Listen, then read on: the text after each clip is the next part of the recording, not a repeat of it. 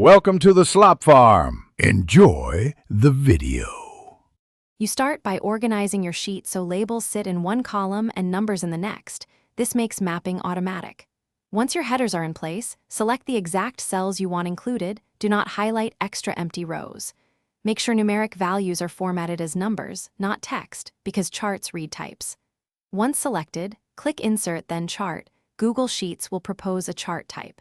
If it chooses something else, don't worry. You'll change it in the next step. You now control the chart editor. Under Setup, switch to Bar Chart or Column Chart depending on orientation. Once chosen, map series and x-axis properly so labels and values align. Use the three-dot menu next to a series to add or remove data ranges. Then head to Customize to change colors, add data labels, set axis ranges, and toggle stacking if comparing totals. Make sure grid lines and tick marks improve readability. A clean axis helps viewers interpret differences at a glance. You finish by resizing and positioning the chart, then double-check labels, number formats, and axis ranges so values display correctly.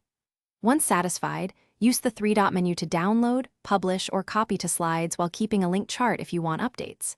If the chart looks wrong, check common issues. Numbers stored as text, merged cells, or hidden rows excluded from the range. If a fix doesn't appear, reselect the range and refresh the chart. That typically resolves linkage problems. Thanks for watching. Consider subscribing if we helped you today.